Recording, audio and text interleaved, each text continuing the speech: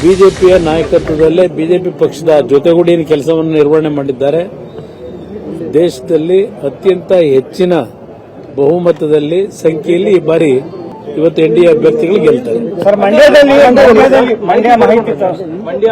ಮಂಡ್ಯ ಈಗ ಎಲ್ಲ ಕಡೆ ಪೋಸ್ಟಲ್ ಬ್ಯಾಲೆಟ್ ಶುರುವಾಗಿದೆ. ಪೋಸ್ಟಲ್ ಬ್ಯಾಲೆಟ್ನ ಈಗ ನಿಮಗೆ ಬರ್ತಕ್ಕಂಥ ಮಾಹಿತಿಗಳು ಪೋಸ್ಟಲ್ ಬ್ಯಾಲೆಟ್ನಲ್ಲಿ ಯಾರಿಗೆ ಹೆಚ್ಚಿನ ಮತ ಬಂದಿದೆ ಅಂತಕ್ಕಂಥದ್ದು ಬರುತ್ತೆ. ಇನ್ನು ಒಂದು ಅರ್ಧ ಗಂಟೆ ಆದ ನಂತರ ಬಹುಶಃ ನಮ್ಮ ಇವಿಎಂಗಳು ಓಪನ್ ಆಗ್ತಕ್ಕಂಥದ್ದು. ಆರಂಭಿಕವಾಗಿ ಮುನ್ನಡೆ ಏನಿದೆ ಅದು ಕೊನೆಯ ಹಂತದವರೆಗೂ ಸಂಪೂರ್ಣ ವಿಜಯದ ಒಂದು ಘೋಷಣೆ ಆಗುವವರೆಗೂ ಮುನ್ನಡೆನಲ್ಲೇ ಇರ್ತವೆ ಜೆಡಿಎಸ್ ಬಿಜೆಪಿ ಅಭ್ಯರ್ಥಿಗಳು ಅಂತಕ್ಕಂಥ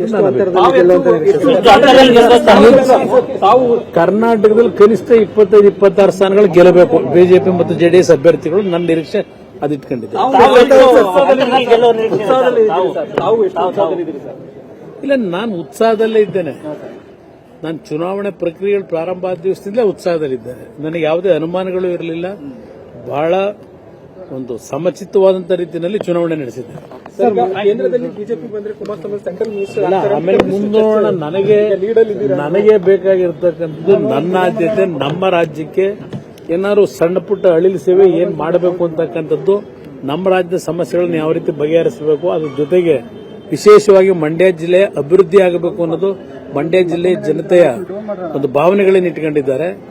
ಆ ಒಂದು ಅಭಿವೃದ್ಧಿಗೆ ಮಂಡ್ಯ ಜಿಲ್ಲೆಗೆ ನಾನು ಏನು ನನ್ನ ಕೈಲಾದಂಥ ಮಟ್ಟಿಗೆ ಅಳಿಲು ಸೇವೆ ಸಲ್ಲಿಸಬೇಕು ಅನ್ನೋದ್ರ ಬಗ್ಗೆ ನಾನು ಚಿಂತನೆ ಇಟ್ಕೊಂಡಿದ್ದೆ.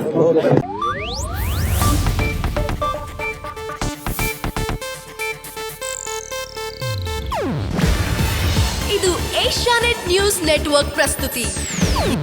ನೀವು ನೋಡ್ತಿದ್ದೀರಾ ಏಷ್ಯಾನೆಟ್ ಸುವರ್ಣ ನ್ಯೂಸ್.